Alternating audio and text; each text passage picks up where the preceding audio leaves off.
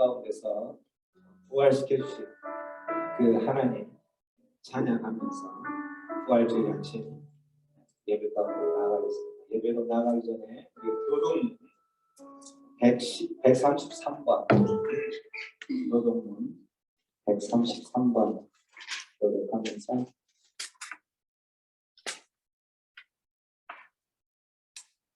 부활절 교동문 133번 함께 저와 함께 교독하겠습니다.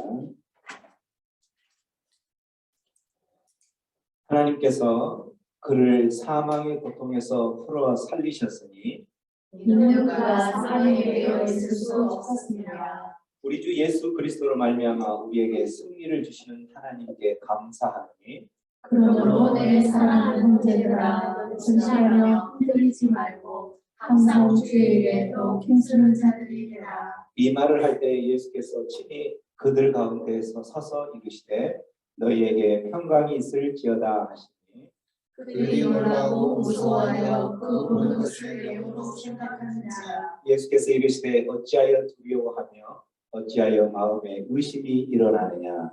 내 손과 나를 보고 나인 줄 알라. 또 나를 만져 보라. 영은 살과 뼈가 없으되 너희 보는 바와 같이 나는 있느니라. 그러나 이제 그리스도께서 죽은 자 가운데서 다시 살아나사 잠자는 자들의 첫 열매가 되셨다. 예수께서 이르시되 나는 부활이요 생명이니 나를 믿는 자는 죽어도 살겠고 무릇 살아서 나를 믿는 자는 영원히 죽지 아니하리니 이것을 내가 믿느냐. 이르되 주여 그러하리라. 주는 그리스도시요 세상에 오시는 하나님의 아들이신 줄 내가 믿나이다. 아멘. 오늘은 부활하신 예수님을 함께 기뻐하며 예배하는 복된 부활주일입니다. 우리 교동문으로 서로 선포하고 교독했던 것처럼 우리 예수님은 부활이요 생명이라고 말씀하셨습니다. 예수님께서 부활의 첫 열매로 이 땅 가운데서 그 사역을 다 마치셨을 때에 나를 믿는 자는 죽어도 살 것이다. 또한 무릇 살아서 나를 믿는 자는 영원히 죽지 않을 것이다 라고 말씀하셨습니다. 우리는 그 예수님의 약속을 믿기에 오늘도 기쁨으로 부활주의를 주님 앞에 나아가는 하나님께 은소를 하실 때 아버지 아니 거기 좀 들어오시면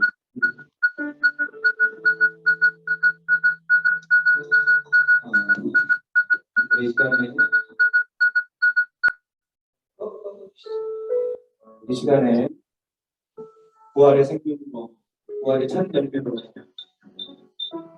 이 땅에서 예수 우리를 그 부활을 생명으로 인도하는 제가 잘못했어요. 제가 잘못했어요. 나가는 관계된 줄 모르면 모두 다 깨져.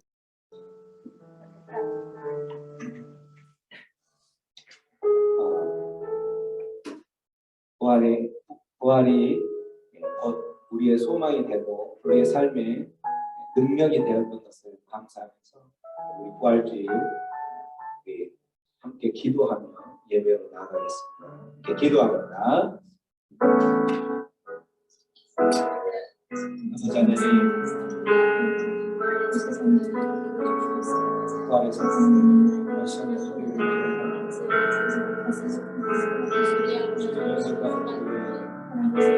주님의 사랑과 우리를 부활의 그 첫 열매로 이끄시고 인도하셨던 하나님, 주님을 믿는 자들에게는 죽어도 살겠고 살아서 믿는 자는 영원히 살 것이라는 주님의 그 약속이 있기에 또 그 주님만을 찬양하고 그 주님만을 노래하고 그 주님의 노래에 감사하여 우리가 우리의 모든 마음을 다하여 주님께 예배하고 작정하고 나갑니다.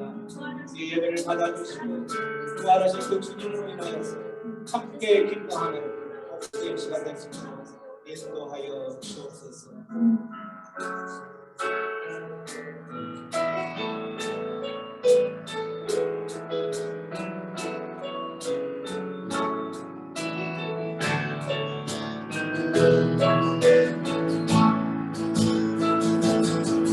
내가 두려웠던 모든 것들이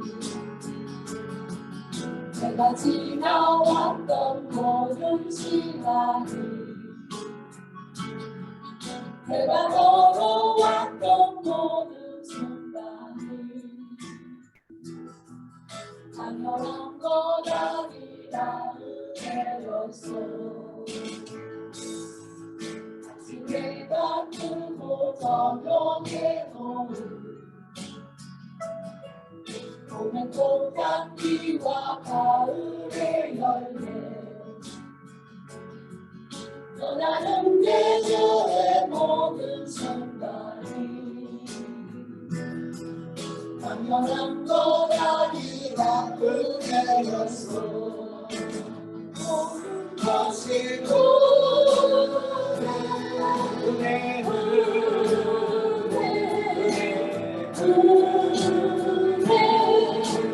아무것도 내 삶에 당연한 것 하나도 없었던 것을 모든 것이 은혜였어.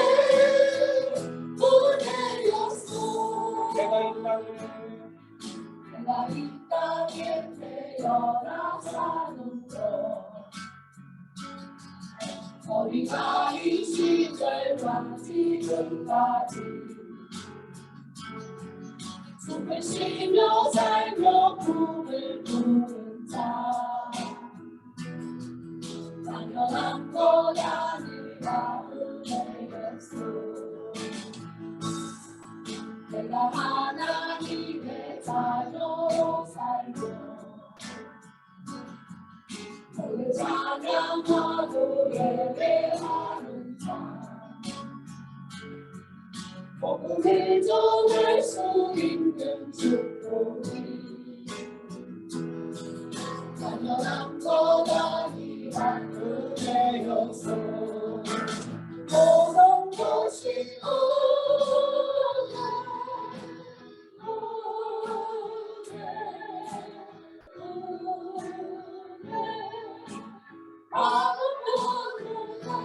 내 삶에 당연한 것 하나도 없었던 것을 모든 것이 은혜였어. 모든 것이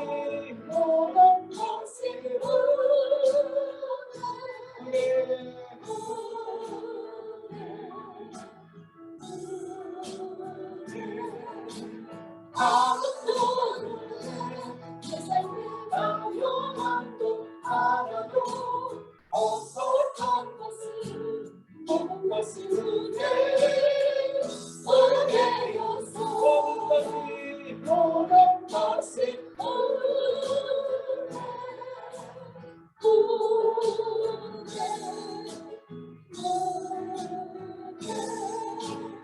모든 것이 내 삶에 당연한 것 하나도 없었던 것을 모든 것이 은혜였어. 하나님의 사랑을 하나님은 사랑을 하나님의 영광을 바라보는가 너의 모든 것 창조하신 우리 주님 너를 얼마나 사랑하시는지 하나님께 사랑과 경배한다.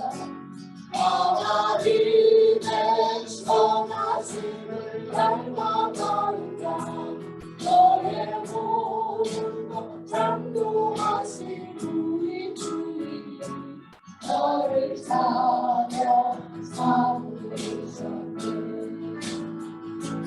하나님 사랑의 눈으로 너를 어느 때나 바라보시고 하나님 인자함 하나님 인자한 비로소 언제나 너에게 비우이시니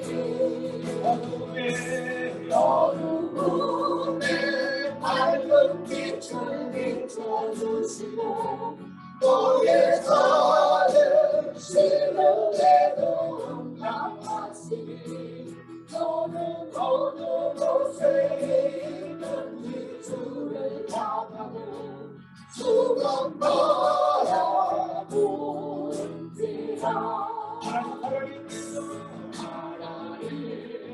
사랑의 눈으로 너를 어느 때나 바라보시고 하나님 인자함으로 하나님 인자한 비로소 언제나 너에게 비우시니 어둠에 밝은 빛을 비춰주시고 너의 작은 시련에도 응답하시니 너는 어느 곳에 있든지 주를 향하고 주만 바라보리라 하나님 사랑의 눈으로 너를 어느 때나 바라보시고 하나님 인자함 하나님 인자한 비로소 언제나 너에게 비우시니 어둠에 밝은 빛을 비춰주시고 너의 작은 시련에도 응답하시니 너는 어느 곳에 있는지 주를 향하고 주만 바라보시라 주만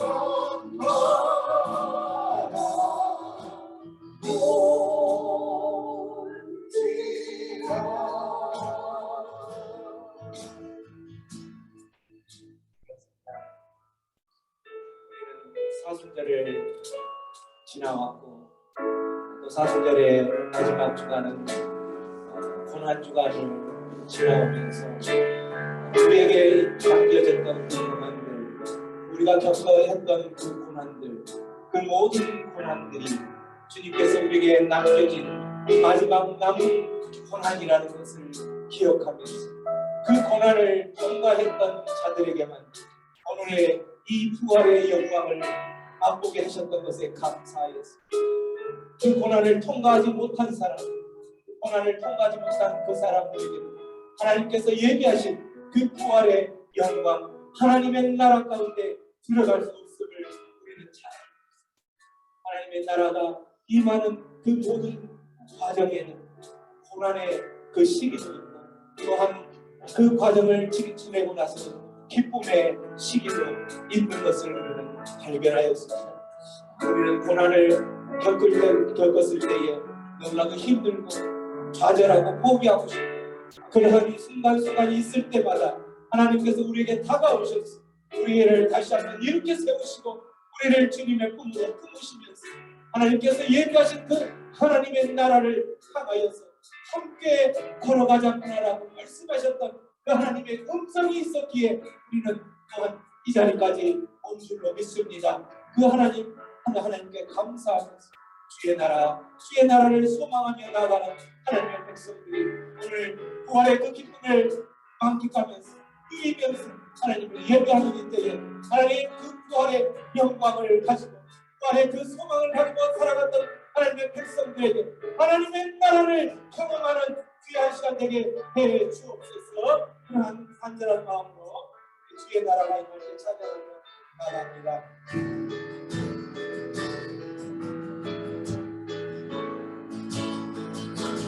주의 나라가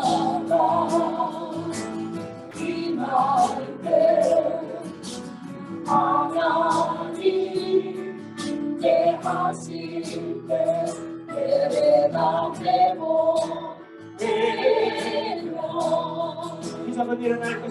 모든 일어나네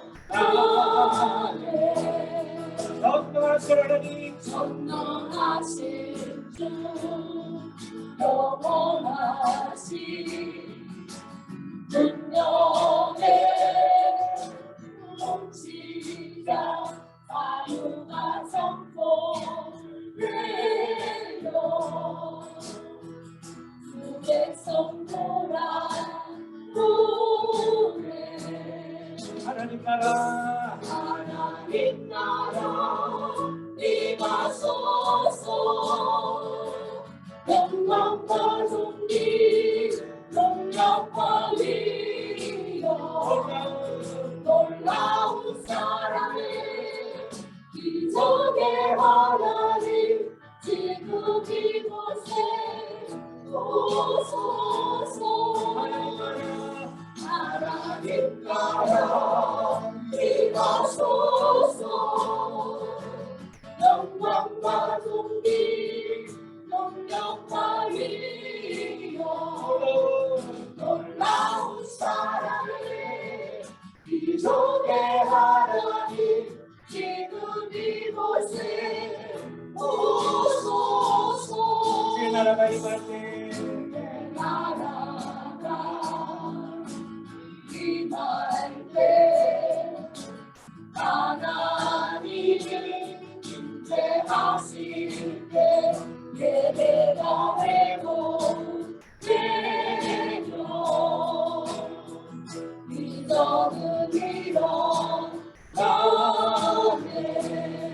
살아가신 하나님 전능하신 주 영원하신 능력의 통치자 자유가 선포되어 주 백성 보라 보네 하나님 나라 하나님 나라 임하소서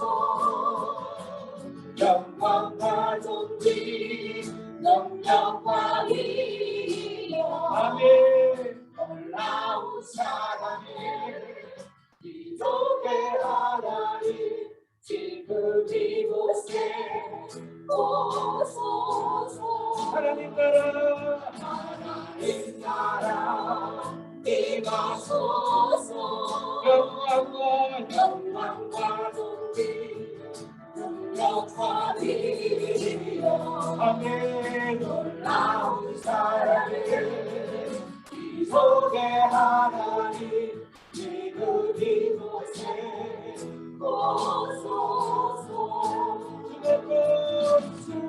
수고고 위에 거심을 그게 해서 선포하네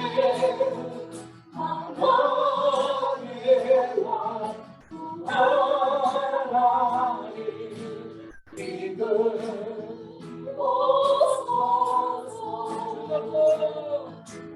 높고 위대 하심을 그게 해서 선포하네 하나님과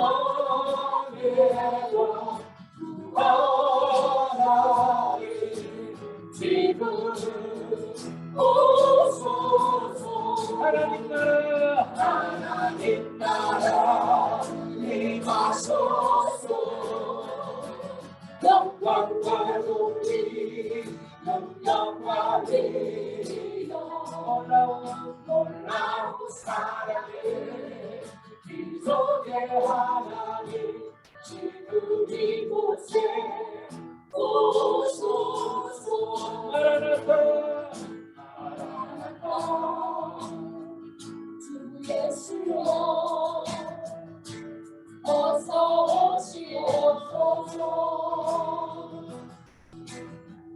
땅의 모든 것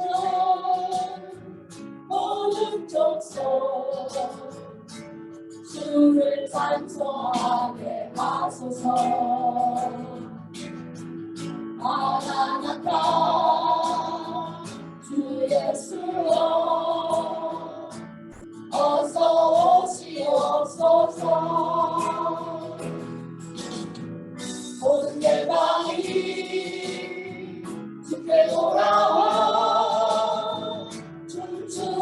범죄하게 하소서. 우리 주님 다시 오실 길을 만들자. 십자가를 들고 땅 끝까지 우리 가리라. 우리 주님 하늘 영광 온 땅 덮은데 우리 땅 끝에서 주를 맞으리. 마라나타 마라나타 마라나타. 아멘 주 예수여 오시옵소서. 마라나타 마라나타 마라나타. 아멘 주 예수여 오시옵소서. 우리 주님 다시 오실 길을 만들자.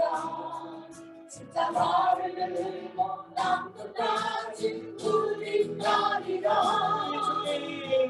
우리 주님 하늘 영광 온 땅 덮은데 우리 땅 끝에서 주를 맞으리. 마라나타 마라나타 마라나타. 아멘 주 예수여 오시옵소서. 마라나타 마라나타 마라나타. 아멘 주 예수여 오시옵소서. 마라나타 마라나타 마라나타. 아멘 주 예수여 오시옵소서. 마라나타 마라나타. 아멘 주 예수여 오시옵소서. 아멘 주 예수 오시옵소서. 아멘 주 예수여 오시옵소서. 아멘 주 예수 오시옵소서. 아멘 주 예수여 오시옵소서. 아멘 주 예수 기도하며 나갑니다. 아멘 주 예수 오시옵소서. 마라나타 주 예수 오시옵소서. 주의 나라를 임하게 하여 주신 하나님, 부활의 첫 열매로 우리를 또 부활의 영광으로 인도하신 하나님, 마라나타 주 예수 오시옵소서. 소망하며 걸어가고 있는 모든 하나님의 백성들 가운데에 주여 오시옵소서. 주여 오시옵소서. 주여 오시옵소서. 백성들은 기도하러 나갑니다. 주여 주여. 마라나타 주 예수 오시옵소서. 마라나타 주 예수 오시옵소서. 할렐루야 할렐루야. 아버지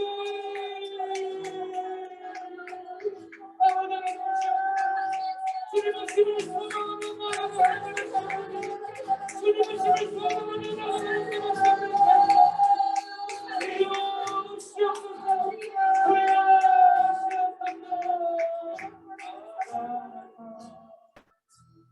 마라나타 아멘 주 예수여 오시옵소서. 마라나타 마라나타 마라나타. 아멘 주 예수여 오시옵소서. 마라나타 마라나타 마라나타. 아멘 주 예수여 오시옵소서. 마라나타 마라나타. 아멘 주 예수여 오시옵소서. 아멘. 주님 감사합니다. 주님만을 사모하며 부활의 첫 열매로 우리에게 또 다시 한번 부활을 약속하신 하나님의 은혜에 감사하여서 마라나타 주 예수여 오시옵소서. 소망하며 걸어가는 하나님의 백성들의 삶 가운데에 하나님 임하여 주시옵소서. 임재하여 주옵소서.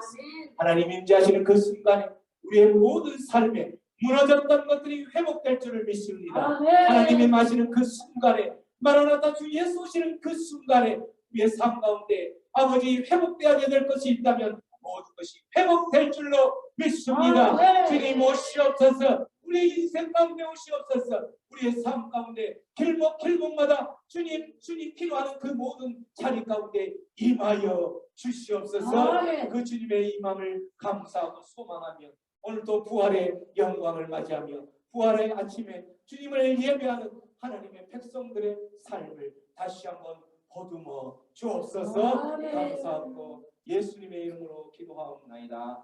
아멘.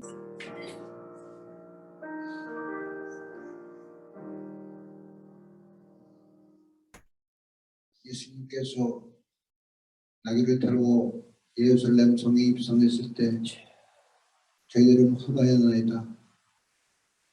로마의 압제에서 아버지의 저희들을 해방할 그리스도께서 구세주가 오신 것을 알고 저희들은 소리 높여 호산나 부르고 예수님의 이름을 찬양했지만 아버지는 후하게 빌라도에게 심판을 받고 아버지의 대제사장들과 그 유대인들에게 비난을 받으면서 그들의 고수 때문에 예수님은 돌아가셨습니다.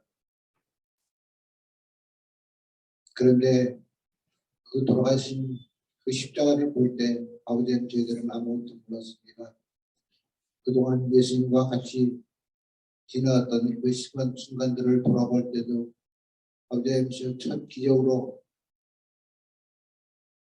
물로 포도주를 만드는 그 기적을 보고도 그 의미가 무엇인지 몰랐고 저희들은 그저 오병이어의 기적에 취해서 아버지 하나님께서 저들의 경제적인 욕구들을 모두 충족시키기를 하는 아버지이시여 그런 기대에 부풀어서 예수님께서 왕이 되셨을 때 좌편 우편에 앉아 세상 권세를 누리는 것만 저희들은 알았습니다. 아버지 하나님 예수님의 돌아가시고 세상 권력에 두려워 아버지의 제자들과 모든 따르던 아버지의 그 무리들은 눈을 꼭 닫아 걸고 방 안에서 두려움에 떨고 있었습니다. 그리고 안식일이 지나고 아버지의 미시오 무덤을 찾아간 여인이 한 사람이 있었습니다. 아버지 그 여인 막달라 마리아는 아버지의 미시오 자기의 죄 때문에 돌에 맞아 죽을 것을 예수님께서 원하여 주신 아버지의 그 은혜를 잊지 않고 죽으면 죽음이라고 아버지하고 그 무덤에 찾아갔으나 아버지의 미시오 무덤이 텅 빈 것을 보고 너무나도 놀라 아버지의 제자들에게 말했습니다. 두 제자가 따라와서 아버지의 그 빈 무덤을 확인했지만 아무것도 없었습니다. 그러나 아버지의 간절한 마음에 아버지의 그 막달라 마리아는 다시 무덤에 찾아와 아버지의 예수님을 천사들을 만났습니다. 그러나 그 천사들에게 예수님의 시체를 달라고만 요구했을 뿐 아버지여 그때까지 아무것도 몰랐습니다. 죽은 나사로를 살렸을 때 아버지의 그 의미가 무엇이었던 걸 또한 예수님께서 눈의 제자들에게 내가 십자가에 못 박혀지고 다시 살아가리라는 그 말씀을 하신 것을 저희들은 까맣게 몰랐습니다. 그때 예수님께서 나타나 있어서 마리아야 하고 불렀을 때 아버지가 터지는 감동이 얼마나 컸습니까? 남자 제자들은 아버지의 예수님을 보지 못했으나 오로지 막달라 마리아만 첫 예수님을 볼 수 있었던 아버지의 그 이유가 무엇입니까? 간절함입니다. 저희들에게 늘 예수님을 향한 간절함이셨고 아버지의 예수님의 아버지의 그 구원의 보혈이 아니고는 저희들이 도저히 죄에서 헤어날 길이 없다는 것을 깨닫게 하시길 간절히 바라옵나이다. 저희 한 사람 한 사람의 경험을 되돌아옵니다. 어떠했던 저희들을 구원해 주셨습니까?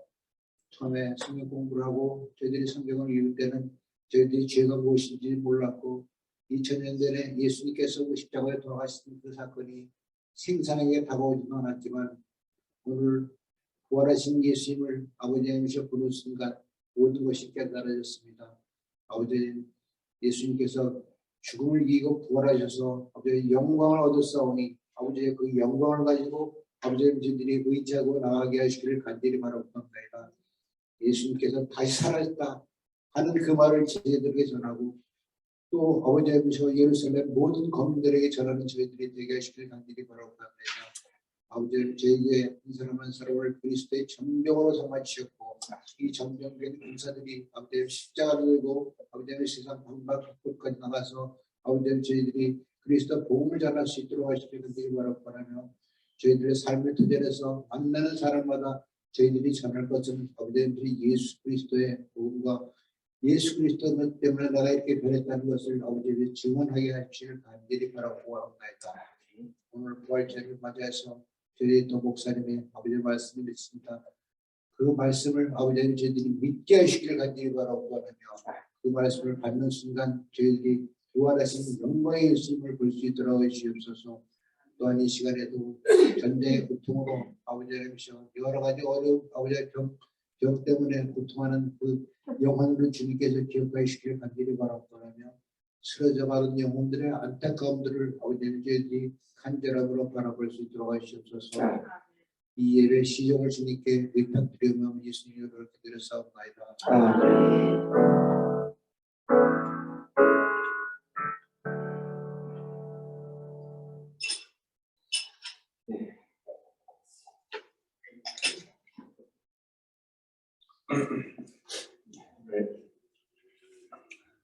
마태복음 27장 11절 26절 말씀으로 광복절 특사 바라바라는 주제로 하나님의 말씀 나누겠습니다. 광복절 특사라는 뜻은 광복절에 특별히 사면된 사람 특사 이렇게 부르죠. 한국말을 잘 이해를 못하는 사람이 한 사람 있어서 설명을 해주겠습니다. 광복절 특사, 특별히 사면된 바라바라는 주제로 말씀 나가겠습니다. 이걸 갑자기 들고 나왔습니다. 작년까지 계속 했었는데 이번 부활절을 기점으로 우리가 다시 한번 이 말씀을 선포해야 되겠다 생각이 들어서 다 암송하고 있지요? 네. 자, 주의 말씀은 내 인생의 빛입니다. 주의 말씀은 내 삶을 변화시킵니다. 주께서 말씀하신 대로 나는 하나님의 사랑하는 자녀입니다. 나는 축복의 행동입니다. 오늘도 주의 말씀에 마음을 열립니다. 말씀하여 주옵소서. 듣고 깨닫고 말씀대로 살겠습니다. 아멘.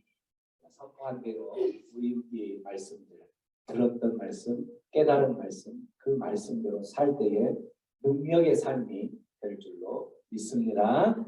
아멘. 말씀 한 절씩 교독합니다. 예수께서 총독 앞에 서시니 총독이 예수께 물었다. 당신이 유대인의 왕이요. 그러나 예수께서는 당신이 그렇게 말하고 있어 하고 말씀하셨다. 예수께서는 내 제사장과 장로들이 고발한 말은 아무데라고 하지 않으셨다. 그때 빌라도가 예수께 말하였다. 사람들이 저렇게 여러 가지로 당신에게 불리한 증언을 하는데 들리지 않소. 예수께서 한마디도 단 한 가지 고발에도 대답하지 않으시니 총독은 매우 이상히 여겼다. 명절 때마다 총독이 우리가 원하는 죄수 하나를 놓아주는 관례가 있었다. 그런데 그때에 예수 바라바라고 하는 소문난 죄수가 있었다. 우리가 모였을 때에 빌라도가 그들에게 말하였다. 여러분은 내가 누구를 놓아주기를 바라오. 바라바 예수요 그리스도라는 하는 예수요. 빌라도는 그들이 시기하여 예수를 넘겨줬음을 알아본 것이다. 빌라도가 재판석에 앉아 있을 때에 그의 아내가 사람을 보내어 말을 전하였다. 당신은 그 모르는 사람에게 아무 관여도 하지 마세요. 지난밤 꿈에 내가 그 사람 때문에 몹시 괴로웠어요. 그러나 내 사람들과 장로들은 우리를 부술러서 바라바를 놓아달라고 하고 예수를 죽이라고 요청하게 했다. 총독이 그들에게 물었다. 이 두 사람 가운데서 누구를 놓아주기를 바라고 그들이 말하였다. 바라바요. 그때에 빌라도가 그들에게 말하였다. 그러면 그리스도라고 하는 예수는 나를 어떻게 하라는고요? 그들에게 모두 말하였다. 그를 십자가에 못 박으시오. 빌라도가 말하였다. 정말 이 사람이 무슨 나쁜 일을 하였어? 사람들이 더욱 큰 소리로 외쳤다. 십자가에 못 박으시오. 빌라도는 자기로서는 어찌할 도리가 없다는 것과 또 밀란이 일어나는 눈을 보고 물을 가져다가 우리 앞에서 손을 씻고 말하였다. 나는 이 사람의 피에 대하여 책임이 없으니 여러분이 알아서 하시오. 그러자 온 백성이 대답하였다. 그 사람의 피를 우리와 우리 자손에게 돌리시오. 그래서 빌라도는 그들에게 바라바를 놓아주고 예수는 채찍질한 뒤에 십자가에 처형하라고 명령하였다. 네. 오늘 말씀을 우리 패션 오브 크라이스트에 보면 이 부분을 담긴 영화가 있는데 잠깐 짧으니까 잠깐 보고 말씀 계속 이어가겠습니다. Yeyin tom di kusana, atusi bil tom amet rasana. Yam anakna ngakarsin bait esuri. Ratsakaya dia, baraba.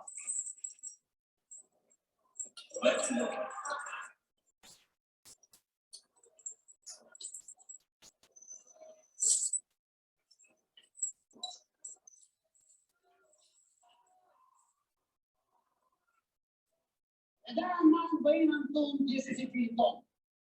Ratsakaya baraba. O Yeshua, kli Meshiach. Ola Meshiach. Ola me, uchalel. Shetzi baraba.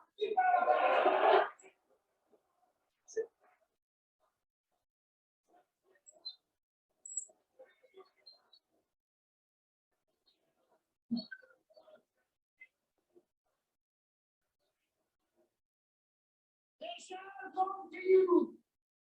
Mamin pe na Yesus bil tom. Shetzi baraba.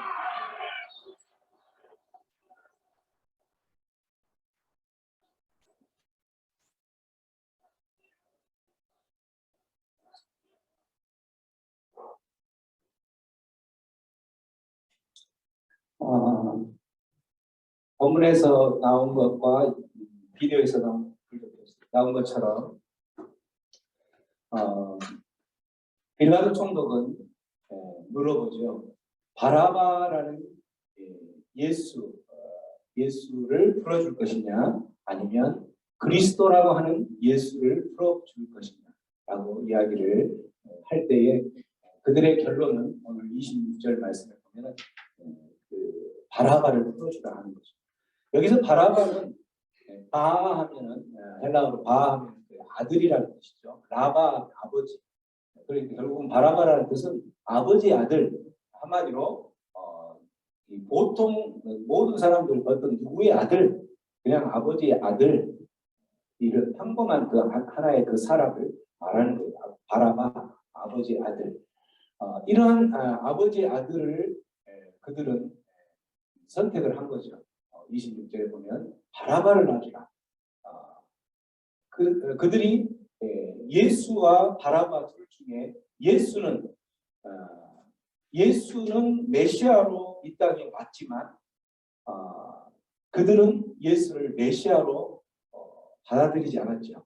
그는 메시아가 아닙니다. 아까 그 대제사장이 하는 이야기가 메시아가 아니고 신성모독하는 메시아인 것처럼 신성모독하는 사람입니다. 라고 그 예수를 제대로 알아보지 못하고 그들이 택한 사람은 바라바, 아버지의 아들, 그냥 평범한 그 사람을 택한 거죠. 그들은 왜 바라바를 택했을까? 예수를 택하지 않고 예수를 십자가에 못 박는 그 길을 선택을 했을까? 그 당시 예수는 메시아로 왔지만 그들이 기대했던 메시아, 그들이 기대했던 그 구원자는 누구의 상황에서 구원하는 구원자를 기대했냐면 로마의 압제로부터 구원할 구원자로 메시아를 기다렸던 거죠. 그런데 예수가 메시아로 왔다고 하는데 그 예수는 메시아 그 로마의 압제로부터 구원하는 그러한 메시아가 아니라 오히려 십자가에 못 박히는 그러한 모습으로 고난의 길을 가고 자기는 십자가에 못 박히는 그러한 고난의 종의 모습으로 소개를 하고 있는 모습을 보면서 그들이 기적을 부리고 기적을 볼 때에는 이 사람을 우리의 왕으로 또 이 사람을 우리의 이 지금 압제로부터 해방시킬 수 있는 메시아로 생각하고 호산나 호산나 호산나라서 우리를 구원하소서 이런 뜻이죠. 그렇게 하면서 예루살렘 입성할 때 맞이했었죠. 그런데 그 사람이 결국은 그러한 정치적인 해방이 아니라 고난의 종으로 전락되는 모습을 보면서 그들은 차라리 바라바를 택한 거예요. 바라바는 여기서 이제 그 한마디로 그 유대는 바리새파, 또 사두개파, 셀로파라는 게 열심당원파라는데 열심당원 어떤 당원이냐면 그 로마의 압제로부터 힘으로 자기들이 가진 힘으로 해방을 시켜야 되겠다고 하면서 한마디로 그 해방 운동을 하는 그런 파가 열심당원인 바라바가 그런 모습이었던 거죠. 그런 바라바는 그런 열심당원으로 일하면서 그 해방을 하기 위해서 필요하면 살인도 하고 그런 자기의 그 가진 힘과 자기가 가진 계획을 이루기 위해서 그렇게 했던 사람인데 그런 사람을 로마는 이제 사형수로 그렇게 옥에 잡아두었던 거죠. 이러한 그 상황에서 결국은 유대인들이 예수를 택하지 않고 바라바를 택함으로 인해서 예수가 죽게 되는 거죠. 그래서 여기에서 예수는 바라바를 살려준 한 장본인이 된 거죠. 예수의 죽음이 예수가 대신 만일에 예수를 군중들이 예수를 택했다면 바라바는 계속 죽게 돼 있었는데 그 당시에 이제 명절이 되면 한 사람을 풀어주는 그 명절이 관례가 있었기 때문에 빌라도 총독은 이 사람들이 예수를 죽이라고 하는데 아무리 찾아봐도 죄가 없어요.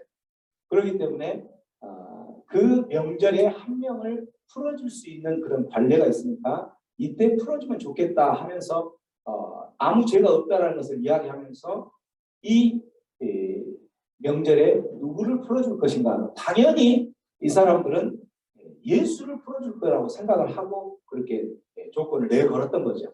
그런데 그들이 택한 것은 결국은 예수가 아니고 바라바를 택했다는 거죠. 그래서 결국은 바라바가 사형수로 죽을 목숨이었지만 예수가 다시 죽음으로 인해서 살아났던 모습들이라는 거죠. 바로 그러한 논리로 보면 우리가 바로 바라바였다는 거죠. 우리가 예수님이 십자가에 못 박혀 죽으신 그 사건으로 인해서 우리가 그걸 믿음으로 죄와 허물로 죽었던 우리들의 모습들은 바로 바라바의 모습처럼 살아났던 모습이 된다는 거죠. 바라바가 자기의 어떤 그 목적을 달성하기 위해서 살인을 하고 또 그 계획을 향하여서 다름질을 하면서 많은 그 자기가 이루고자 하는 것을 이루기 위해서 나아갔던 거죠. 그래서 결국은 바라바의 그 모습은 욕정과 탐심에 가득 찬 모습이었던 욕정 바라바의 이루고자 하는 그것 그러한 탐심 그러한 모습에 사로잡혀 있는 모습이 바로 우리들의 모습이었던 거죠. 우리들은 예수님을 알지 못하고 예수님의 십자가 사건으로 예수님을 믿기 전에는 우리도 동일한 바라바와 동일하게 세상 욕정에 살아가고 세상 탐심 가운데 살아가면서 결국은 예수를 끝까지 모르고 예수를 우리의 주님으로 고백하지 않았다면 바라바처럼 사형수로 돼서 죽게 될 수 있는 그런 인간이었다는 거죠. 뿐만 아니라 우리들의 삶의 모습을 보면 얼마나 많은 음란의 모습에 넘어지고 또 그 음란의 모습 가운데서 죄악 가운데 넘어지는 모습들을 보는 거죠. 바라바의 어떤 삶도 마찬가지예요. 세상적인 욕심을 채우기 위해서는 그 세상의 욕심을 세상의 쾌락이나 세상의 정욕이나 이 모든 것을 채우기 위해서 그러한 일들을 서슴없이 할 수 있었던 바라바, 바로 그 모습이 바로 우리의 모습들이었다는 거죠. 교만한 모습들, 자기 힘으로 로마의 압제로부터 벗어날 수 있을 것이다 라고 생각하면서 자기 힘으로 이 해방을 꿈꿨던 그 교만, 그런 마찬가지로 우리의 삶도 마찬가지죠. 우리의 삶도 우리를 짓누르고 있는 모든 사단 마귀들의 그 모습 가운데서 우리들도 우리가 믿는 그것이 우리를 구해줄 것이다 라고 교만에 떨며 살아갔던 거죠. 우리가 믿는 가장 좋은 것, 물질, 돈, 만몬이 우리를 구원해 줄 것이다. 우리의 삶을 편안하게 해줄 것이다 라고 이야기하지만 결국은 그러한 것이 우리에게 영원한 생명을 줄 수는 없다는 것을 아는 것이죠. 그래서 우리가 바로 바라바다라고 이야기를 하는 거예요. 이렇게 설교를 하니까 이 중에서도 마음 가운데 저는 바라바가 아닙니다. 이렇게 이야기하는 사람 한 사람이 있어요. 마음 가운데 왜 내가 바라바냐? 나는 세상 가운데 법도 없어도 살 수 있을 것 같은 그런 사람인데 왜 나를 저 바라바 취급을 합니까? 라고 이야기를 하는 거죠. 그렇게 생각하는 사람에게는 죄, 성경적으로 말하는 죄가 뭔지를 모르는 거죠. 성경에 보면 로마서 3장 말씀 한번 읽어봅니다. 시작. 모든 사람이 죄를 많았으면 하나님의 영광을 이루지 못하느니 모든 사람이 죄를 범하였다. 이 말은 모든 사람이 죄성을 가지고 있다. 나는 정말 사회적이나 이런 어떤 그런 거 아무도 죄를 안 지은 것 같지만 실제 그 사람은 죄성을 가지고 있어요. 어디로부터 유전되냐면 아담부터 유전이 된 거죠.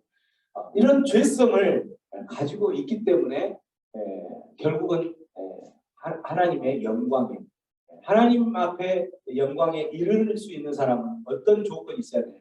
죄가 없어야 돼요. 흠이 없어야 되는 거죠. 그렇기 때문에 흠이 있는 모든 사람들은 하나님의 영광에 들지 못하는 거죠. 성경에서 말하는 죄의 정의, 성경은 무엇을 죄라고 하길래 모든 사람은 죄인이라고 이야기를 하는가? 우리 창세기 말씀을 보면 하나님의 우리에게 말씀하셨던 게 있죠. 자, 창세기 말씀 한번 다시 읽어봅니다. 시작. 여호와 하나님이 그 사람에게 명하여 가라사대 동산 각종 나무의 실과는 내가 임의로 먹되 선악을 알게 하는 나무의 실과는 먹지 말라. 내가 먹는 날에는 정령 죽으리라 하시니라. 우리가 잘 알고 있는 선악과라는 그 생명에 이르는 그 생명나무의 열매를 먹지 말라라고 이야기를 했죠. 이 나무를 선악을 알게 하는 이 생명나무를 먹는 날에는 어떻게 된다? 죽는다. 여기에 보면 죽을 것이다, 죽을지도 모른다가 아니라 내가 먹는 날에는 정녕 죽으리라. 이 말은 반드시 죽으리라. must라는 뜻이죠. must. 반드시 죽는다는 뜻이죠. 그래서 이게 하나님께서 우리에게 주신 말씀이에요. 너희들은 이 동산에 많은 실과가 있다. 그 많은 실과를 우리가 100개라고 이야기한다면 100개 중에 다른 것은 다 먹어도 99개를 먹어도 좋은데 딱 한 가지만 먹으면 안 되는 데 있는데 그 나무의 실과는 내가 임의로 먹되, 그러니까 100개가 있다면 99개 다 먹어도 좋다. 임의로 다 먹어도 좋은데 선악을 알게 하는 이 나무의 열매는 절대 먹으면 안 된다. 이 한 가지만 먹지 마라.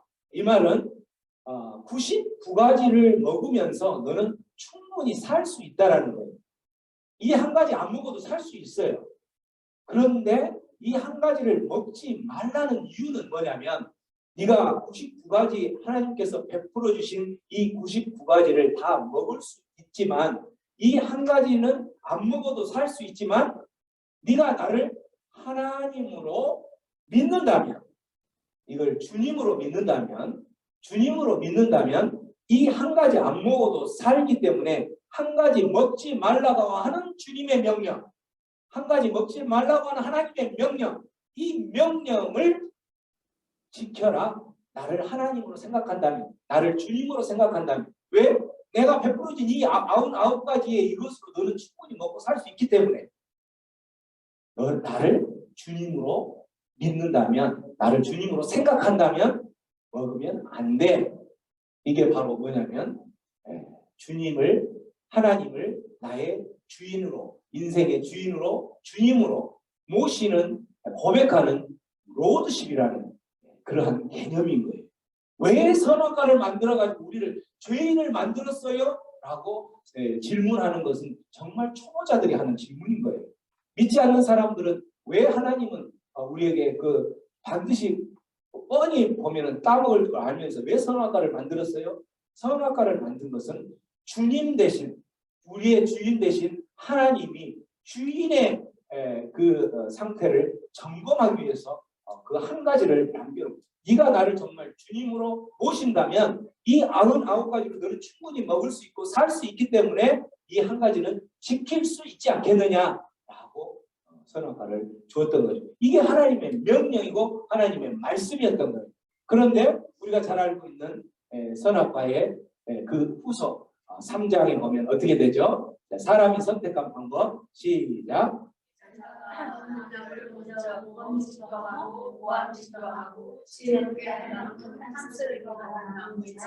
여자가 그 시간을 담고 자기와 함께하는 이 땅에 죄악이 들어오게 된 것은 이 세 가지 것 때문에 이 땅에 모든 죄악들은 들어온 거예요. 선악과를 따먹지 말라고 하니까 그 따먹지 말라고 하는 것이 보니까 어떻게 생겼어요? 먹음직스럽게 생겼어요. 정말 그 이야기 없었을 때는 먹음직스럽게 안 왔을 거예요. 근데 우리 인간의 본성이 하지 말라고 하면 그게 별로 더 하고 싶은 게 인간의 본성이에요. 그죠? 먹지 말라고 하니까 더 먹음직스럽게 보이는 거예요. 또 먹지 말라고 하는 소리를 듣는 순간 더 보암직스럽다. 이 말은 볼수록 이렇게 눈으로 보니까 더 이렇게 갖고 싶어하는 그러한 모습이다라는 거예요. 또 보니까 지혜롭게 할 만큼 탐스럽다. 먹지 말라 하는 소리를 듣기 전에는 괜찮았는데 갑자기 듣는 순간 이게 더 탐스럽게 보이는 거예요. 그래서 먹음직스럽고 보암직하고 탐스럽게 보이는 이것이 우리 인생에 있어서 모든 죄악들을 다 일으키는 그 뿌리가 됐던 거죠. 그렇게 해서 결국은 그 여자가 그것을 따먹게 되는 거죠. 그걸 따먹는 순간 하나님의 이 말씀처럼 하나님을 주인으로 고백하는 것이 무너져 버리는 거죠. 하나님께서 나를 정말 주인으로 생각한다면 나머지 것도 얼마든지 먹고 99가지를 먹고도 살 수 있을 것인데 이 굳이 먹지 말라 이 한 가지를 먹으면서 하나님의 그 명령을 거스리게 되는 거죠. 그렇게 하면서 혼자만 따먹으면 좋을 것만 꼭 가서 남편에게 또 주어가지고 남편도 맛있게 먹었더라 이렇게 돼 있죠. 참 남자들은 단순해요. 그죠? 거기에서 딱 버텼으면 좋았을 것인데 남자들은 단순하다. 왜? 그렇게 해야지 이때부터 남자들은 사는 법을 알았던 겁니다. 아내의 말을 잘 들어야지 이렇게 사는 걸 알고. 근데 결국은 그게 죽는 길이었던 거죠. 죽는 길인 거를 알면서도 알았으면 안 먹겠지만 어쨌든 먹었어요. 이렇게 해서 사람의 방법은 하나님께서는 테스트를 했던 거죠. 네가 나를 로드십 주님으로 정말 생각한다면 이거 하나 먹지 마. 네가 안 먹어도 너는 살 수 있어. 안 먹고도 나를 얼마든지 주님으로 모시고 하나님이 나를 찬양하면서 그렇게 살 수 있을 것인데 그렇게 하는 요구했던 게 하나님의 말씀이었던 거예요. 이게 어떻게 보면은 하나님께서 우리에게 주신 법이죠. 법. 그랬는데 사람은 그거를 지키지 않았던 거죠. 이게 바로 죄가 됐던 거예요. 그래서 우리가 죄의 성격적인 죄는 lawlessness, 로가 법이죠. 이 법은 하나님의 말씀이에요. 말씀이 없는 것, 말씀이 하나님께서는 이렇게 하라고 했는데 그 말씀대로 살지 않고 내 생각대로 살아가는 것, 이게 바로 죄라는 거죠. 이 선악과의 사건을 통해서 나타났던 것처럼 마찬가지로 그 죄의 결과는 뭐였냐? 하나님께서 주의 하나님 말씀하셨다. 보아라, 이 사람이 우리 가운데 하나처럼 선과 악을 알게 되었다. 이제 그가 손을 내밀어서 생명나무의 열매까지 따서 먹고 죄 지은 모습으로 끝없이 살게 해서는 안 되기 때문에 여기에서 가로 열고 죄 지은 모습으로 이건 제가 만들어 놨어요. 성경에는 없어요. 근데 그 행간 못을 보면 왜 하나님께서는 이 생명나무의 열매까지 따먹고 그쪽으로 가지 못하도록 내쫓고 흙에서 나왔으니까 흙으로 돌아가라 하면서 에덴에서 내쫓아버리죠. 내쫓고 그곳에서 이 생명나무에 이르지 못하게 했을까? 선악과를 따먹고 그 따먹은 이미 이제 죄를 지었죠. 죄 지은 모습으로 이렇게 생명나무에 이르지 못하도록 했을까? 죄 지은 모습으로 그 모습까지 가서는 안 되겠다는 생각을 하기 때문에 그런다는 거죠. 이렇게 내쫓김을 당하는 것, 이게 바로 하나님과 함께 거하며 함께 에덴에서 있었던 곳에서 쫓겨나는 것, 이게 바로 분리되는 것, 하나님께. 이게 바로 죽음이라는 거예요. 이 죽음은 영적 죽음이라는 거죠. 그래서 우리가 세례 받을 때, 세례 교육할 때는 이 내용을 자세하게 잘 들었었는데 오랜만에 들으니까 재작년에 세례 받으신 분들 기억이 새롭죠? 새롭죠? 김준호 집사님? 네. 새롭습니다. 네. 그날 영적인 죽음에서 이제 하나가 되게 다시 죽음에서 회복되는 게 바로 세례의 사건이다라고 이야기를 했던 거죠. 그렇게 영적인 죽음으로 내어 쫓기게 되는 죄의 결과가 된다라는 거죠. 그렇게 쫓아놓고 그들을 생명나무에 이르지 못하도록 불칼을 들고 지킨다라는 거예요. 생명나무에 이르지 못하도록 생명나무에 일어나서 다시 생명을 갖게 하지 못하도록 불칼을 들고 지키게 했다라는 말씀이 있는 거죠. 그렇다면 어떻게 생명나무에 이르러서 다시 우리에게 우리의 영적인 죽었던 모습을 다시 살릴 수 있을까? 그 생명에 이르는 길이 무엇일까? 바로 이 생명에 이르는 길을 누가 만들어 주셨냐면 하나님께서 다시 만들어 주셨던 거예요. 하나님께서 그 로드십을 테스팅하면서 선악과 나무를 주고 말씀을 주고 명령을 하셨는데 그 말씀을 어기고 죄 가운데에서 이제 영원히 에덴에서 쫓김을 당하고 영적인 죽음 가운데 있었던 모습을 그대로 내버려 두지 않으시고, 그렇게 내버려 뒀다면 우리는 생명을 가질 수가 없었겠죠. 그러나 하나님께서는 그 모습에서 다시 생명을 주시기 위해서 우리에게 하나님께서 만들어 주신 그 방법이 하나 있었던 거죠. 그게 바로 뭐였냐면 오늘 그 본문 사건이 일어난 사건이 6월절 명절에 일어난 사건입니다. 6월절에 생명을 일으켰던 그 모습들하고 똑같은 거죠. 6월절이라는 것은 뭐냐면 1월, 2월, 3월, 4월, 5월, 6월에 지키는 절기를 6월절이라고 하는 게 아니라 이 애굽에서 이제 그 이스라엘 백성들이 노예로 살면서 더 이상 못 살겠다, 우리를 살려다오 하면서 아우성을 치고 외칠 때에 하나님께서 그들을 해방시켜주기 위해서 살리실 때에 10가지 재앙을 내리지요. 9가지 재앙까지는 이스라엘 백성들을 애굽의 왕이 보내지 않지만 10가지 마지막 재앙을 했을 때는 결국 보내게 되는데, 그 10번째 재앙이 뭐였냐면 첫 것, 태어나서 첫 것은 동물이든 사람이든 첫 것은 죽을 것이다.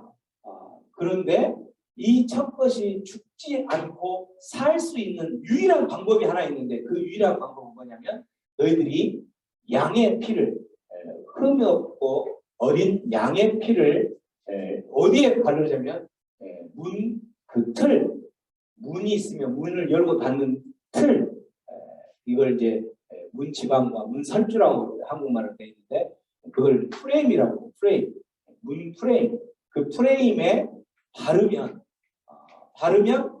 하나님의 영이 쭉 지나가다가 이제 첫 것을 다 죽이기로 하나님께서 명령하셨죠. 첫 것을 죽이기로 명령하면서 하나님께서 명령한 것이 하나 있다면, 너희들이 살 사람들에게는, 이스라엘 백성들에게는 첫 것을 살리고 싶다면 어린 양의 피를 저 프레임에 발라라. 그러면 하나님의 영이 이렇게 가다가 첫 것을 죽이러 갔다가 어린 양의 피가 발려져 있는 것을 보고, 그 어린 양의 피가 발려져 있는 그 집안에 있는 첫 태생을 죽이지 않고 넘어갔다. 이렇게 해서 그 생명을 살리게 됐던 거죠. 이 넘어갔다, 패스 오버 했던 것을 6월절 이렇게 하는 거죠. 영어로는 패스 오버, 넘어간 거고, 이 담장을 넘어갔다, 담장을 넘어갔다 해서 6월, 이렇게 패스 오버 6월절을 지켰던 거죠. 그렇게 이 6월절을 어린 양의 피를 바른 사람, 그 집에는 첫 태생이 살게 되었던 거죠. 그들이 그곳에 첫 태생이 살았다라는 것은 무엇 때문에? 어린 양의 피의 대가로 어린 양의 피가 그곳에 발려져 있었기 때문에 그랬더라는 거죠. 오늘 예수님과 바라바 둘 중에 한 사람을 택하라고 할 때에 바라바를 택함으로 인해서 예수가 그 십자가에 못 박혀 죽게 되는 거죠. 만약에 예수를 택했다면, 군중들이 예수를 택했다면 바라바는 살아나지 못했던 거죠.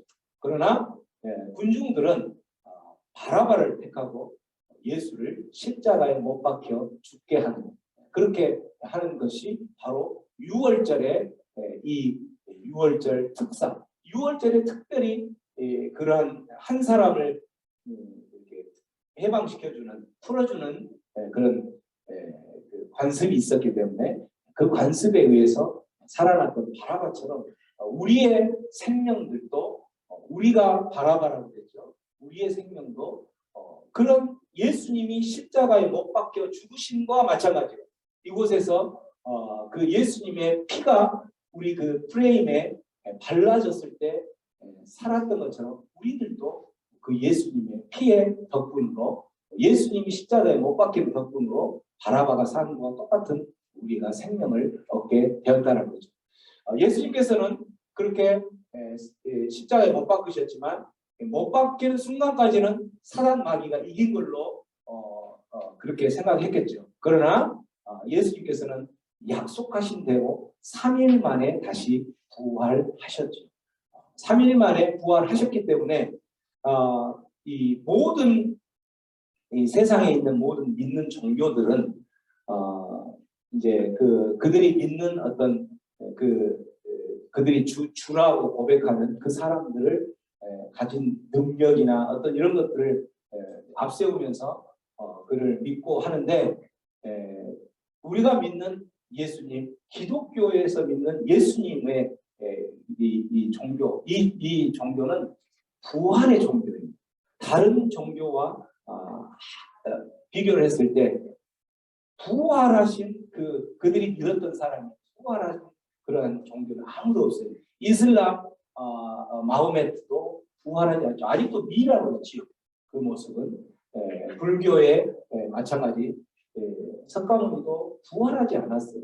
근데 이제 우리들은 여기서 말하는 부활은 그런 어떤 뭐 영적인 부활, 어떤 뭐 이렇게 불교나 이런 데서 말하는 환생, 다시 어떤 다른 모습으로 부활하는 것을 이야기하면서 부활을 이야기하지만 우리가 말하는 부활은 영, 혼, 육, 이 실제 이 육체까지도 완전히 부활하는 것을 말하고 있는 거예요. 그래서 육체까지 완전히 부활하는 것을 한 그런 종교는 아무도 없다는 거죠. 이게 바로 다른 이 종교와 특별하게 다른 능력의 기독교의 말씀인 거죠. 그런 부활하신 예수님께서 명령하시고 약속하신 게 있는데 마태복음 말씀 보면 그렇게 약속하셨던 거죠. 자, 한번 근서를 읽어봅니다. 시작. 예수께서 다가와서 그들에게 말씀하셨다. 나는 하늘과 땅의 모든 것을 받았다. 그러므로 너희는 가서 모든 민족을 제자로 삼아서 아버지와 어머니와 성령의 이름으로 세례를 주고 내가 너희에게 명령한 모든 것을 그들에게 가르쳐 지키게 하라. 보아라, 내가 세상 끝날까지 항상 너희와 함께 있으리라. 아멘.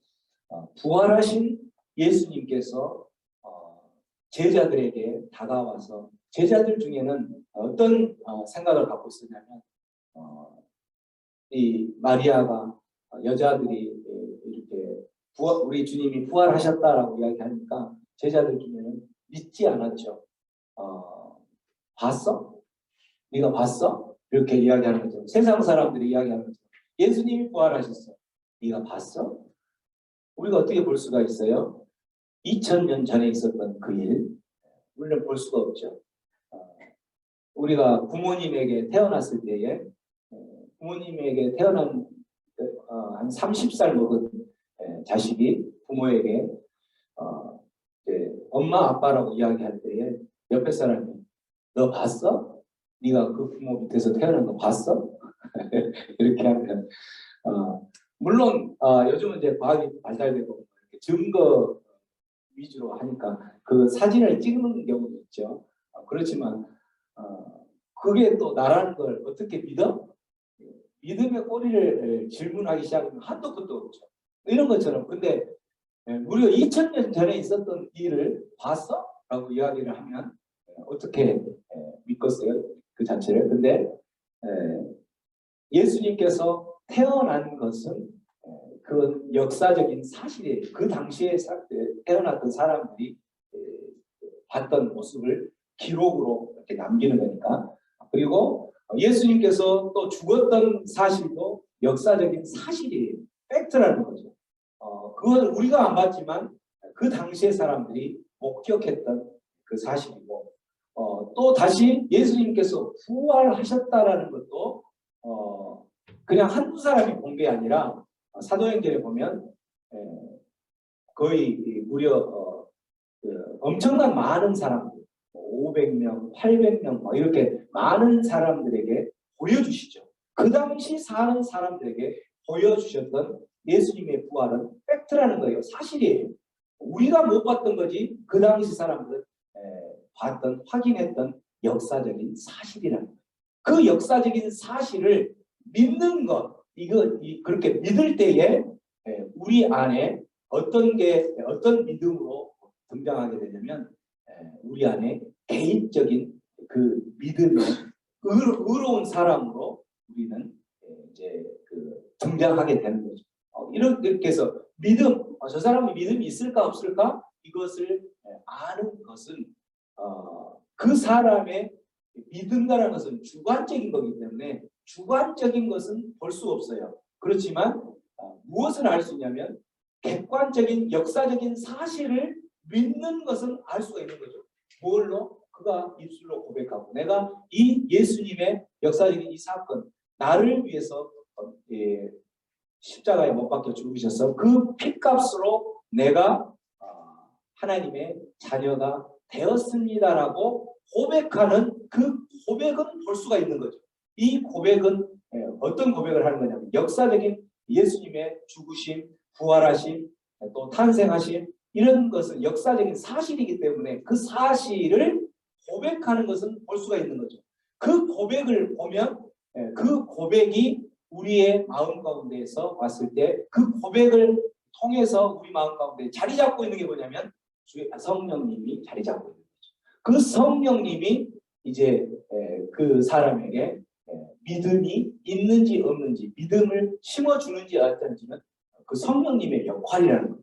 그래서 이 사람이 믿음이 있는가 없는가를 어떻게 알아? 알 수 없어가 아니라 알 수 있는 거라는 거죠. 로마서 10장 10절 말씀을 보면 우리가 입으로 시인하여 의에 이르고 마음으로 주를 고백하여서 의에 이르고 입술로 시인하여 하나님의 자녀라고 했던 것처럼 역사적인 사실을 고백함으로 인해서 우리는 하나님께서 약속하신 하나님의 자녀가 됐다라는 거죠.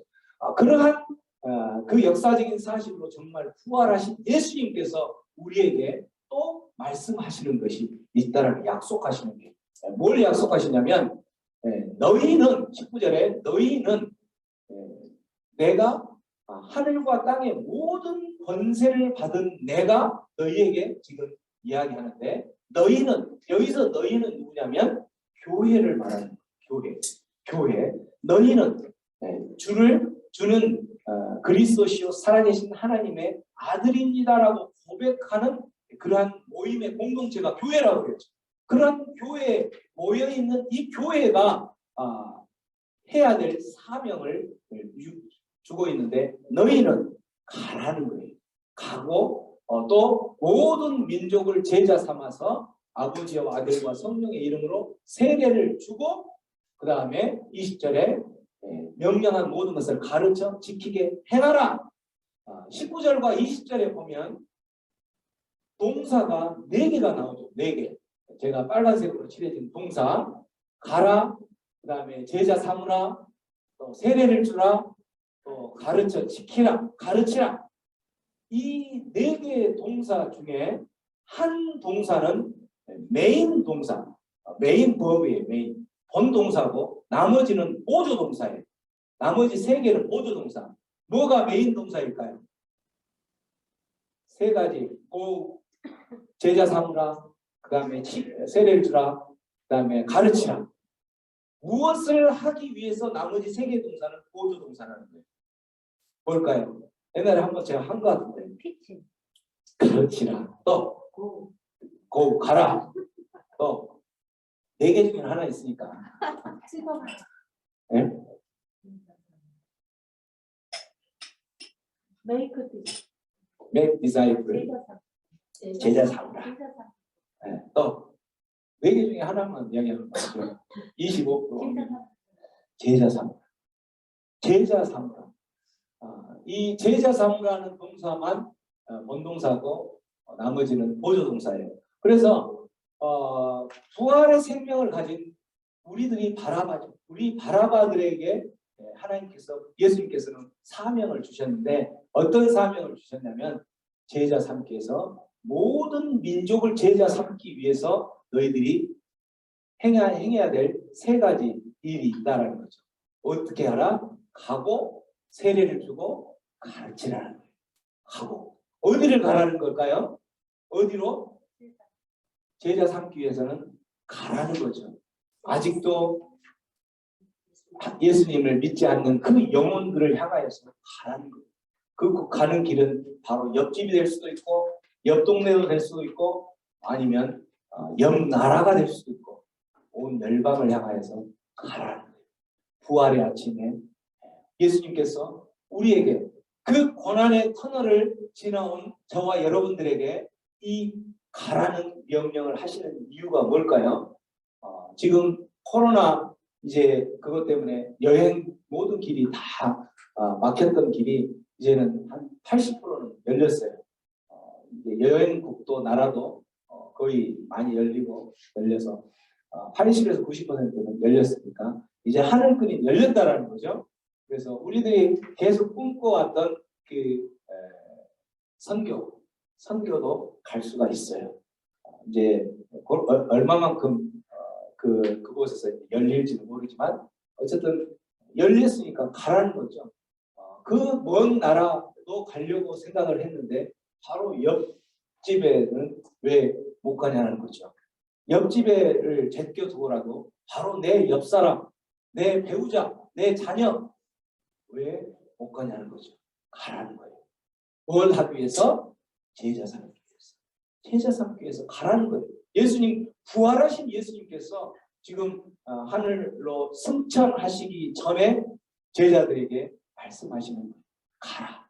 그리고 어떻게 하라? 아버지와 아들과 성령의 이름으로 그들을 세례를 줘라. 뭘 하기 위해서? 제자 삼기 위해서. 그래서 우리 새생명 광주교회는 2020년도에 교회가 설립이 된 후로 매년 8월 마지막 주에 장유 계곡에서 세례를 주고 있죠. 올해도 세례를 몇 명을 줄지는 모르겠지만 또 지금부터 잉태를 해서 세례를 줘야 되겠죠. 첫 해는 6명, 두 번째 해는 3명, 그리고 올해는 몇 명인가요? 여러분의 마음 가운데 그려져 있는 그 숫자만큼 하나님께서는 이루기 위해서 가라는 거죠. 그리고 그들을 세례를 주라는 거죠. 제자를 삼기 위해서. 그리고 어떻게 하라는 거예요? 가르치라. 뭘 가르치라는 거냐면 오늘 이스라엘 백성들은 바라바를 낳아줄 거냐 아니면 예수를 너희들이 그리스도라고 하는 예수를 낳아줄 거냐라고 질문을 던졌을 때에 그들에게 있어서는 당장 바라바를 선택했던 그 이유가 지금 로마의 압제에서 지금 당장 우리를 해방해 줄 수 있는 사람은 차라리 바라바가 낫지 않겠느냐라고 생각하면서 그 바라바는 일순간에 어떤 해방은 해줄지 모르지만 영원한 생명을 줄 수 있는 그러한 영적 죽음에서 우리를 영원한 생명으로 이끌 메시아를 택하는 것을 이스라엘 백성들이 택해야 되는데 그렇지 못했던 그 영혼들은 어디에 있냐면 지금 너무나도 많은 이 교회에 오지 않는 그곳에 또 이미 교회에 왔지만 아직 코로나나 이런 것 때문에 어디로 향해서 세상을 택해서 가버린 그 사람들을 가르치라는 거죠. 무엇을 택할 수 있도록? 메시아인 예수를 택할 수 있도록. 바라바를 택할 것이냐 예수를 택할 것이냐라고 질문했을 때에 그들은 지금 당장 눈에 보이진 않지만 예수가 메시아라면 예수를 택하는 영원한 생명을 주시는 그 예수를 택할 수 있도록 가르쳐야 된다는 거죠. 그래서 가르치려면 어떻게 해야 되냐? 예배당 가운데 이 교회 모임 가운데 오게 해야지 가르칠 수 있지 않겠냐는 거죠. 오지 않고서는 어떻게 가르칠 수 있어요? 와서 하나님의 말씀도 듣고 설교도 듣고 예배 가운데서 함께 기도도 하고 찬양도 하고 이러면서 그 사람을 가르칠 수 있는 거죠. 부활의 생명을 가진 바라바처럼 우리가 예수님의 죽으심으로 인해서 예수님이 십자가에 못 박혀 죽으심으로 인해서 광복절 특사로 사면되어진 바라바처럼 우리들이 사면되어진 하나님의 자녀가 되어진 사람들이라면 하나님께서는 우리에게 부활의 생명을 우리에게 약속을 하셨죠. 우리는 예수님께서 부활하신 것처럼 예수님이 부활의 첫 열매가 되었다는 것은 두 번째, 세 번째 열매, 부활의 열매가 있는데 그 부활의 두 번째, 세 번째 열매가 누가 되냐면 저와 여러분이 된다라는 약속의 말씀인 거예요. 그러한 저와 여러분도 이제 부활될 거라는 거죠. 그렇기 때문에 부활의 생명을 약속받은 저와 여러분들은 죽음은 오늘 교동문 우리가 선포했던 것처럼 예수를 믿는 사람은 죽어도 영원히 산다라는 거죠. 왜? 이 부활의 약속이 있기 때문에. 뿐만 아니라 살아서 예수님을 맞이하는 사람은 영원히 죽지 않는다는 거죠. 죽어도 영원히 다시 부활할 것이고 살아서 예수님 만나면 영원히 죽지 않는다는 그 말씀이 있기 때문에 우리는 어떠한 두려움, 죽음의 이런 가운데서 두렵지 않는 거죠. 그래서 믿는 자의 장례식에서는 찬양이 있는 거죠. 찬양. 왜 찬양이 있느냐? 죽은 자리에서 고구를 하고 울고 애통해야 하는 그런 애통함만 있어야 하는데 그곳에 어떤 찬양이 있을 수 있느냐? 바로 이 부활의 생명을 약속받았기 때문에 그렇다는 거죠. 우리는 그래서 함께 이 땅에서 사는 사람들이 살아가다가 이 땅에서의 이별은 있을 수 있죠. 그렇지만 또 저 하나님께서 약속하신 그 땅에서는 다시 우리는 부활해서 만날 수 있기 때문에 찬송하고 그날을 기다리면서 약속하면서 할 수 있다는 거죠. 이러한 부활의 생명을 가진 자들의 그러한 우리가 바라바처럼 사면된 부활의 생명을 가진 자라면 예수님께서 이렇게 약속하시고 그 약속하시면서 너희들 혼자 힘으로는 힘들기 때문에 또 약속이 하나 있는데 바로 뭐냐면 너희와 항상 함께 하겠다는, 항상 함께 하겠다. 우리 주님 대신 그분이 우리와 함께 한다면 더 이상 못할 게 뭐가 있겠습니까? 우리는 연약하지만 함께 하신 그 주님으로 인하여서 부활의 생명을 가지고 영원한 하나님 백성된 삶을 살아가기를 주님의 이름으로 축원합니다. 그런 말씀을 생각하면서 함께 잠깐 기도하고 성찬식으로 나아가겠습니다. 기도할 때에 부활하신 우리 예수님은 우리의 주님이시고 우리의 구원자이시고 우리의 메시아이신데 부활이 바로 예수님께서 부활하신 것은 우리를 두 번째, 세 번째 부활을 약속하신 것이라는 것을 믿고 그 예수님께서 부활의 생명을 가진 바라와 같은 우리의 인생들 가운데에 부활을 주시면서 약속하신 그 사명, 이루어야 될 사명들은 제자를 삼기 위해서 가고 세례를 주고 가르쳐야 된다는 것을 말씀하셨습니다. 이러한 주님의 명령 앞에 행여라도 우리가 소홀한 것이 있다면 주님, 내가 이제 부활주의를 지내면서 다시 한번 가다듬고 내 이웃을 향하여서 내 옆사람, 아직도 주님을 알지 못하는 그 영혼들을 향하여서 내 발걸음을 옮기겠습니다. 그들을 세례주고 그들을 또 가르치고 제자 삼겠습니다. 결단하며 기도합니다.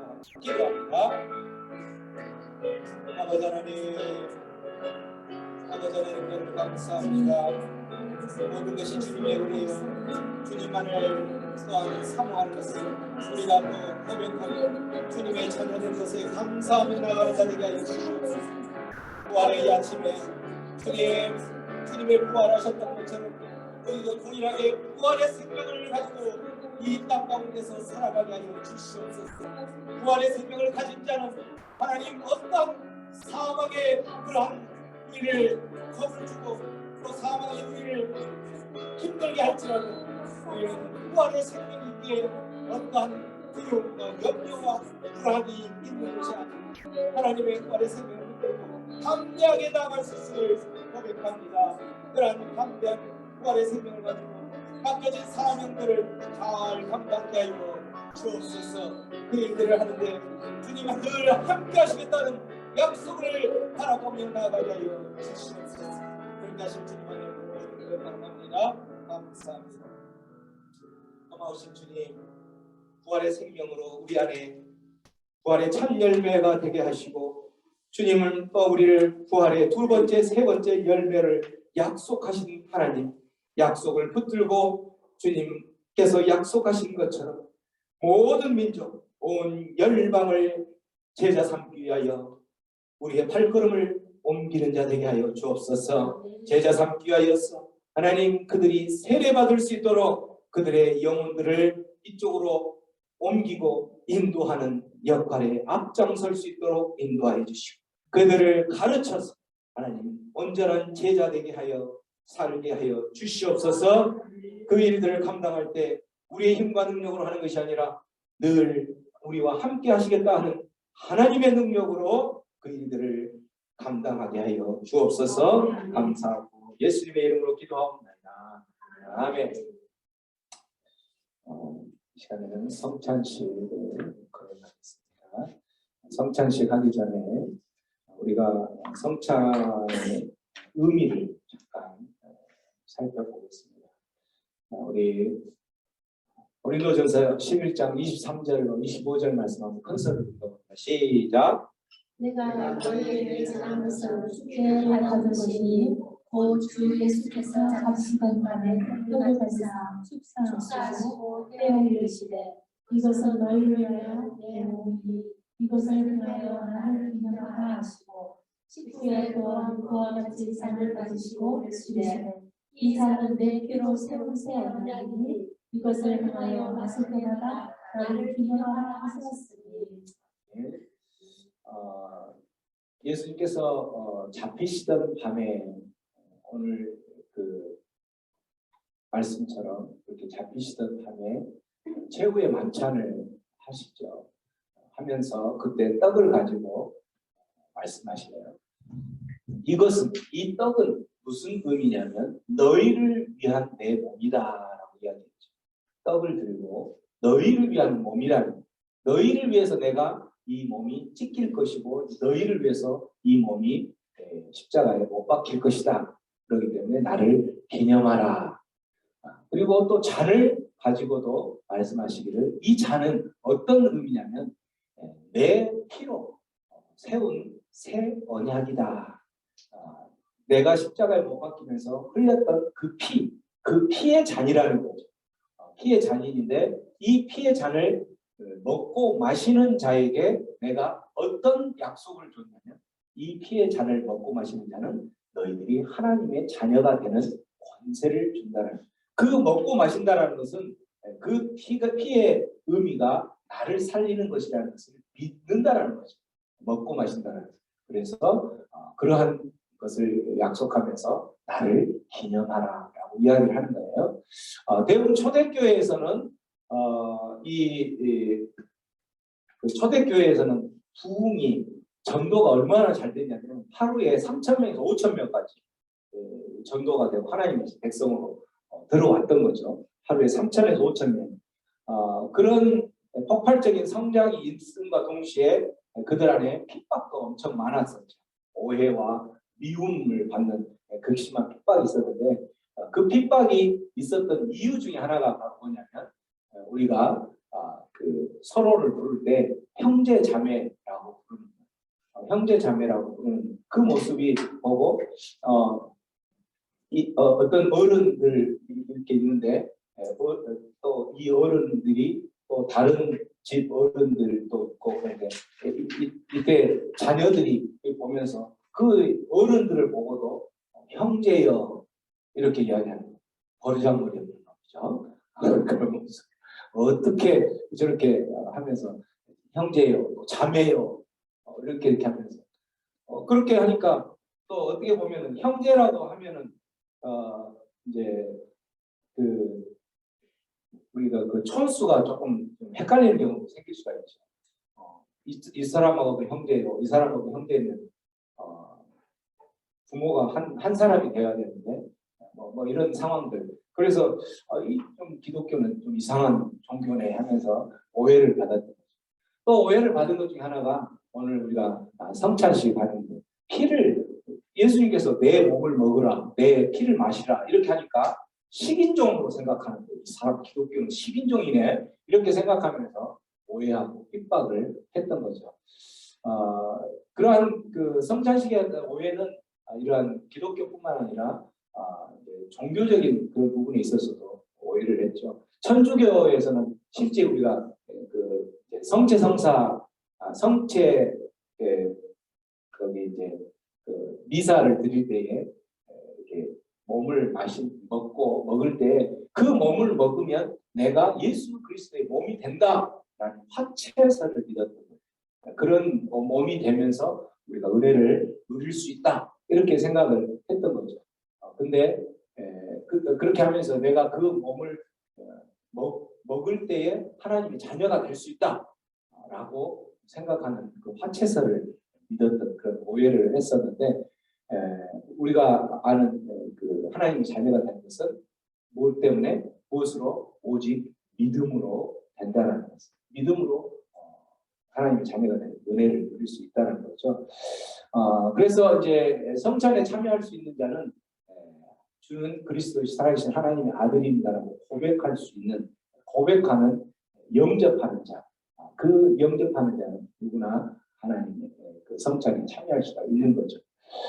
성찬의 의미는 간단히 보면 오늘 이야기했던 것처럼 주께서 잡히시던 밤에 내가 전한 것은 주께 받은 것이니 이렇게 사도 바울이 이렇게 그 성찬을 소개할 때에 주께 받았다라는 성찬을 주께 받았다라는 그 말은 뭐냐면 누가 제정을 한 거냐면 예수님께서 제정을 하셨다는 거죠. 오늘 그 최고의 만찬을 할 때도 그렇게 하셨던 것처럼 나를 기념하라 했던 것처럼 예수님께서 제정하신 그 성례 두 가지가 있어요. 성스러운 예식은 두 가지인데 성찬과 세례. 오늘 거행할 성찬 그리고 세례. 예수님께서 세례를 하라고 말씀하셨죠. 마태복음에서. 그래서 이 성례는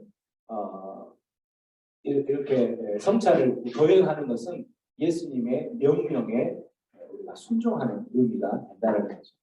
두 번째 의미는 주께서 잡히시던 밤에 떡을 가지고 이렇게 성찬을 거행하셨던 것처럼 밤에 유월절 식사로 어린 양 예수의 죽으심이 이제 성찬의 모습으로 가는 거죠. 그래서 그 유월절 식사를 그렇게 먹음으로 인해서 우리가 똑같은 유월절 식사는 유월절 어린 양의 피를 믿는 것과 똑같이 그런 겁니다. 어린 양 예수의 죽으심이 바로 우리를 생명을 살리는 것이다 라는 의미가 있는 거죠. 우리가 구원받은 것은 오직 그 예수님의 새 생명을 얻는 것은 예수의 죽음만이 예수의 십자가 사건만이 우리를 살리는 것이라는 것을 기억하는 의미라는 거죠. 세 번째 의미는 너희를 위한 내 몸이고 너희를 위한 내 새로운 언약의 피다라고 이야기하셨던 것처럼 예수님의 그 몸과 피는 우리의 죄를 죽음 가운데서 영적인 그 죽음 가운데서 다시 살리는 그러한 것을 기억하고 감사하며 기념하는 그러한 의미라는 것을 기억하시고 마지막 의미는 여기 보면 누구든지 주의 떡이나 잔을 합당하지 않게 먹고 마시는 자는 여기서 합당하지 않게 먹고 마신다는 것은 우리가 이제 성찬에 참여할 때에 혹시 내 속에 어떤 죄가 있는 상태에서 참여하면 이런 뜻은 아니고 그 당시에 서로 성찬을 나눌 때에 성찬을 할 때는 이제 그 일찍 온 사람도 있고 늦게 온 사람도 있었어요. 근데 일찍 온 사람들은 주로 어떤 사람이 일찍 오냐면 노예나 어떤 종들이나 이런 사람들은 일을 마무리를 하고 와야 되는 건데 주인들은 일찍 와서 먼저 먹는다라는 거죠. 먼저 먹을 거 다 먹고 또 술도 먹고 이렇게 하면서 늦게 온 사람들은 배고파서 먹을 것이 없을 정도로 자기들이 다 먹어버리고 심지어는 술까지 취한 상태까지 된 모습을 보면서 그렇게 하는 것은 합당하지 않다. 정말 너희들이 예수 그리스도 안에서 한 몸이요 한 형제라고 생각한다면 그 형제들이 이 성찬식에서 배부르려고 하지 말고 배고픈 사람은 차라리 집에 가서 밥 먹어라. 그리고 이 성찬식에서는 늦게 오는 사람 위해서 남겨두라. 그 사람들은 집에 가서도 먹을 것이 없기 때문에 이곳에서 먹는 것으로 해야 되지 않겠느냐라고 이야기를 하면서 합당한 거죠. 그래서 이 말은 우리가 성찬을 하면서 어떤 것을 의미하는 거냐면 우리가 한 몸, 예수 그리스도를 주인으로 모시고 한 몸, 예수 그리스도를 몸으로 생각할 때 예수 그리스도 안에 붙어있는 하나의 지체라는 그 지체 의식을 갖는 거고, 뿐만 아니라 형제 자매들에 대한 배려를 성찬할 때 늘 생각을 해야 된다라는 의미를 가지고 있는 거죠. 이런 의미를 생각하면서 우리 이 시간에 성찬을 함께 나누겠습니다. 우리 목사님 나오시죠.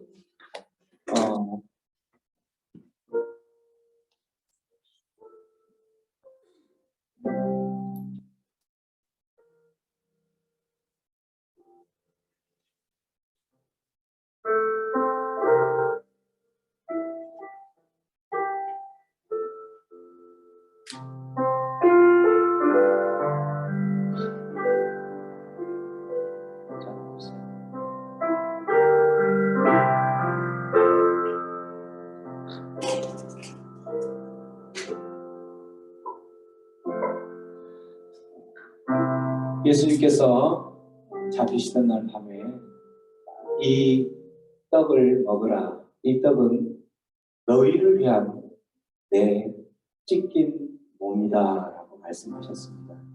이 떡을 함께 우리가 먹고 또 이 잔을 마실 때에 우리는 성찬의 의미를 방금 들었던 것처럼 한 몸된, 주님으로 인해서 한 몸된 한 지체인 것을 기억하면서 이 떡을 먹고 마시기를 주님의 이름으로 축원합니다.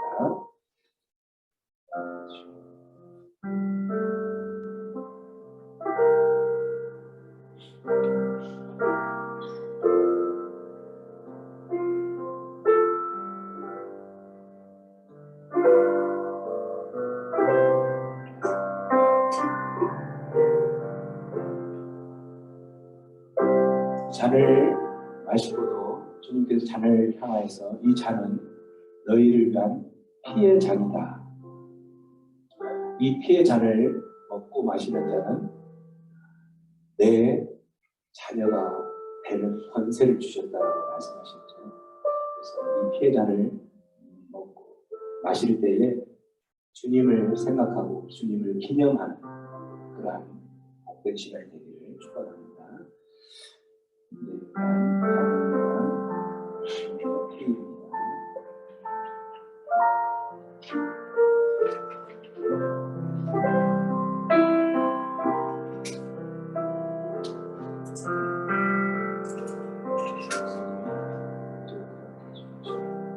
나오셔서 떡과 잔을 동시에 거기서 먹고 잔은 뒤로 하시고 함께 되겠습니다.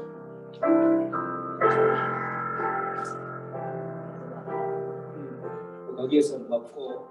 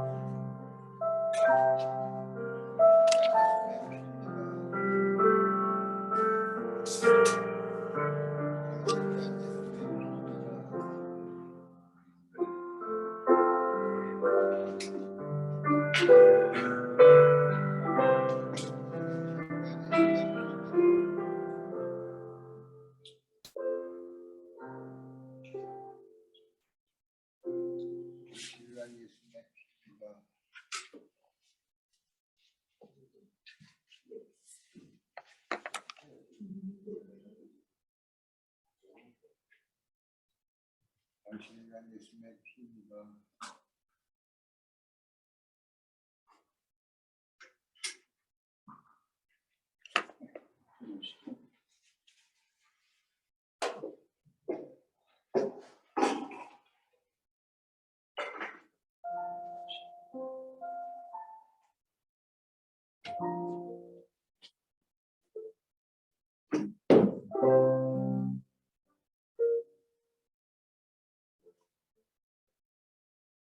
이 시간 기도하겠습니다. 고마우신 하나님 아버지, 우리가 무엇이간데 우리를 살리시기 위해서 하나밖에 없는 그 아들 독생자 예수를 십자가에 내어 놓으시면서까지 우리를 살리셨습니다. 주님의 그 십자가의 사랑, 우리를 향한 주님의 놀라운 그 은혜가 없었다면 우리는 지금으로 세상 가운데 종된 모습으로, 세상에 노예된 모습으로 살아갈 수밖에 없었을 것인데, 주님의 그 놀라운 사랑으로 부활의 이 아침에 하나님 아버지 하나님의 자녀로 삼아주시니 감사합니다.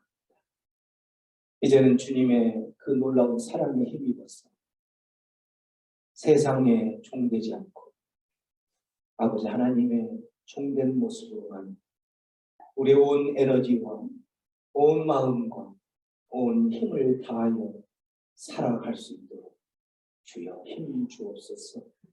주님께서 우리에게 말씀하셨던 것처럼 우리에게 부활절 그 생명을 우리에게 주셨던 것처럼 부활의 생명을 가지고 살아가는 자들의 모습처럼 온 열방을 향하여서 제자 삼기 위하여 우리의 발걸음을 옮기는 자 되게 하시고 온 열방을 향하여 제자 삼기 위하여 한 영혼 한 영혼을 세례받게 하여 주옵소서.